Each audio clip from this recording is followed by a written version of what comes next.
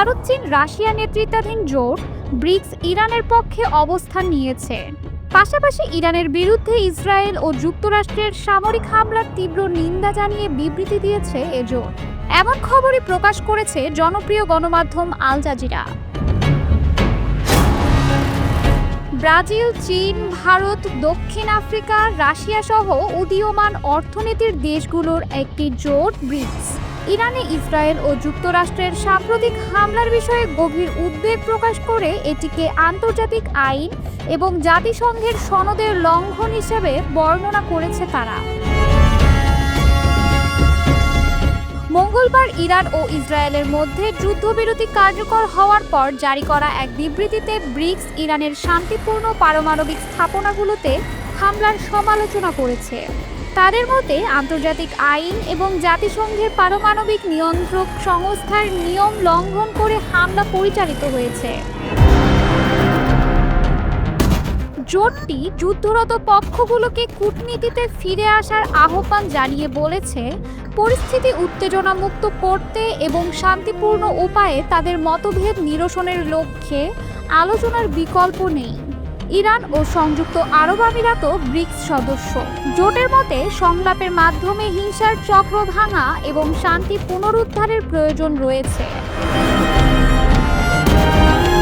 এদিকে ফিলিস্তিনকে রাষ্ট্র হিসেবে স্বীকৃতি দেওয়ার বিষয়ে ফ্রান্স অটল ও দৃঢ় প্রতিজ্ঞ বলে জানিয়েছেন দেশটির পররাষ্ট্রমন্ত্রী জন-নোয়েল বারো। তিনি বলেন, যা কিছুই হোক না কেন অবরুদ্ধ গাজা উপত্যকা ও পশ্চিম তীরে যা ঘটছে তা ভুলে যাওয়া চলবে না। সংবাদ মাধ্যম আনাদোলু এজেন্সি জানায়, ব্রাসেলসে ইউরোপীয় ইউনিয়নের পররাষ্ট্রমন্ত্রীদের সম্মেলনে যোগ দেওয়ার আগে সাংবাদিকদের সঙ্গে আলাপকালে এই মন্তব্য করেন তিনি।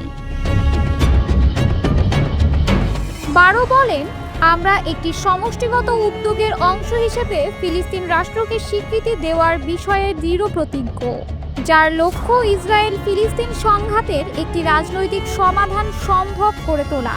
অবরুদ্ধ গাজা উপত্যকায় অব্যাহত মানবিক সংকটের প্রতি ইঙ্গিত করে ফরাসি পররাষ্ট্রমন্ত্রী বলেন, মানবিক সহায়তা যেন অবিলম্বে গাজায় প্রবেশ করতে পারে এবং হামাসের হাতে থাকা জিম্মিদের মুক্তি দেওয়া হয়, এই দুই বিষয় আমাদের জন্য অত্যন্ত গুরুত্বপূর্ণ। এদিকে ইউরোপীয় ইউনিয়নের সদস্য রাষ্ট্রগুলোর পররাষ্ট্রমন্ত্রীরা ইইউ ইসরায়েল অ্যাসোসিয়েশন চুক্তি নিয়েও আলোচনায় বসেছেন।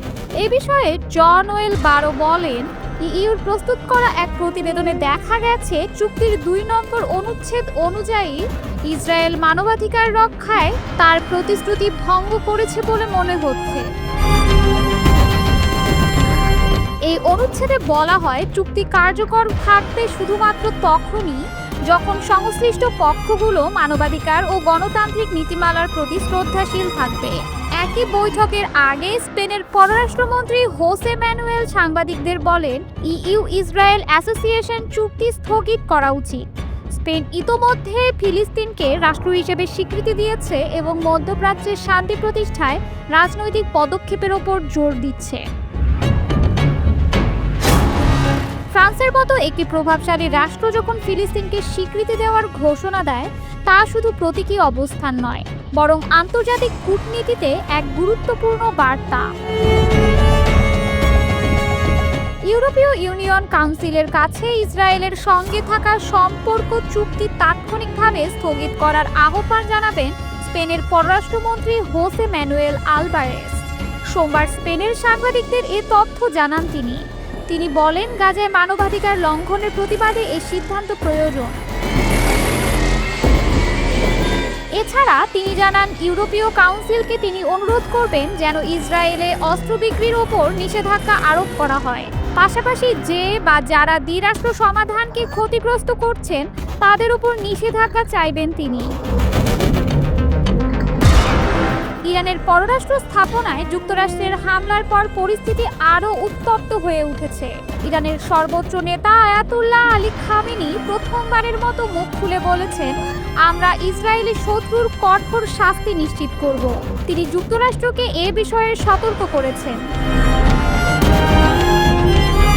অন্যদিকে ইরানে হামলার বিষয়ে হোয়াইট হাউস জানিয়েছে, ইসরায়েলের সঙ্গে পূর্বেই সমন্বয় ছিল। ইসরায়েলি বিমান ও মিসাইল ইউনিটও ইরানে পৃথকভাবে হামলা চালিয়েছে। এদিকে চীন ও রাশিয়া ক্ষেপণাস্ত্র হামলাকে আন্তর্জাতিক আইনের লঙ্ঘন হিসেবে অভিহিত করেছে ও জাতিসংঘে স্থায়ী শান্তির আহ্বান জানিয়েছে। যুক্তরাষ্ট্র, ফ্রান্স, ভারত, সৌদি আরব সবাই বরাবরের মতো কূটনৈতিক সমাধানের পক্ষে আছে। মেক্সিকো, চিলি, কিউবা ও ভেনেজুয়েলা যুক্তরাষ্ট্রের হামলার বিরোধিতা করে শান্তিপূর্ণ সমাধানের আহ্বান জানিয়েছে।